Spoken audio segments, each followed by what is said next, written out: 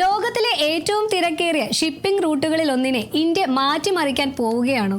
ലോക വ്യാപാരത്തിന്റെ ഏകദേശം 40% കടന്നുപോകുന്ന മലാക്ക കടലിടുക്കിന് തൊട്ടടുത്ത് 72,000 കോടി രൂപയുടെ ഒരു മെഗാ പ്രോജക്റ്റുമായി ഇന്ത്യ മുന്നേറുകയാണ്.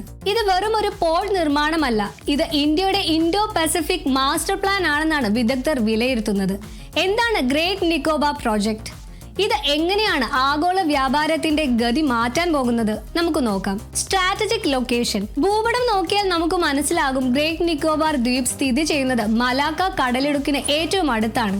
ചൈന, ജപ്പാൻ, സൗത്ത് കൊറിയ തുടങ്ങിയ രാജ്യങ്ങളിലേക്കുള്ള എണ്ണക്കപ്പലുകളും ചരക്ക് കപ്പലുകളും കടന്നുപോകുന്ന ഈ റൂട്ടിന് സമീപം ഇന്ത്യയുടെ സ്ട്രാറ്റജിക് പ്രസൻസ് ശക്തമാക്കുക എന്നതാണ് ഈ പദ്ധതിയുടെ പ്രാഥമിക ലക്ഷ്യം. ഇന്ത്യൻ മഹാസമുദ്രത്തിലെ ഒരു ഗേറ്റ് കീപ്പറായി മാറാൻ ഇന്ത്യയെ ഈ ലൊക്കേഷൻ സഹായിക്കും. സിംഗപ്പൂരിന് ഒരു ഇന്ത്യൻ ബദൽ. നിലവിൽ ഇന്ത്യയിലേക്കുള്ള വലിയ കണ്ടെയ്നർ കപ്പലുകൾ കൊളംബോയിലോ സിംഗപ്പൂരിലോ ആണ് ചരക്കിറക്കുന്നത്.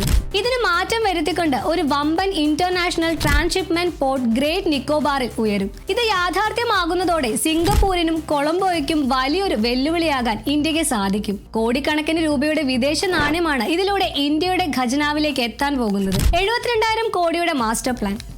ഈ മെഗാ പ്രോജക്റ്റിൽ 4 പ്രധാന ഘട്ടങ്ങളാണുള്ളത്. 1. മെഗാ ട്രാൻസ്ഷിപ്മെന്റ് പോർട്ട്, വമ്പൻ ചരക്ക് കപ്പലുകളെ സ്വീകരിക്കാൻ ശേഷിയുള്ള തുറമുഖം.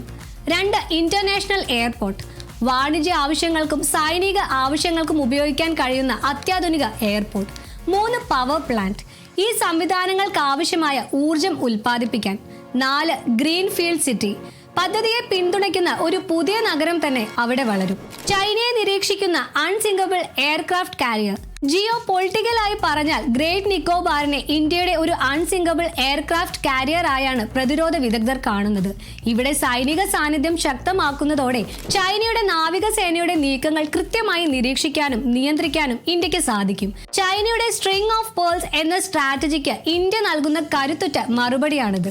ആഗോള സപ്ലൈ ചെയിനിൽ ഇന്ത്യയുടെ സ്ഥാനം ഉറപ്പിക്കാൻ ഈ പ്രോജക്റ്റ് അത്യാവശ്യമാണ്. ബ്ലൂ ഇക്കോണമി അഥവാ സമുദ്ര വിഭവങ്ങൾ വഴിയുള്ള സാമ്പത്തിക വളർച്ച ലക്ഷ്യമിടുന്ന ഇന്ത്യയുടെ ഭാവി സ്ട്രാറ്റജിയുടെ കേന്ദ്ര ബിന്ദുവാണ് ഗ്രേറ്റ് നിക്കോബാർ. നമ്മളൊരു ലാൻഡ് പവർ എന്ന നിലയിൽ നിന്ന് ഒരു ഗ്ലോബൽ മാരിടൈം പവർ എന്ന നിലയിലേക്കുള്ള വലിയൊരു മാറ്റത്തിലാണ്. ഇന്ത്യയുടെ ഈ വമ്പൻ സ്ട്രാറ്റജിക് നീക്കത്തെക്കുറിച്ച് നിങ്ങളുടെ അഭിപ്രായം താഴെ കമന്റ് ചെയ്യുക.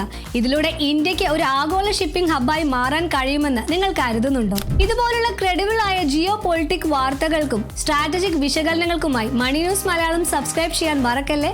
നന്ദി.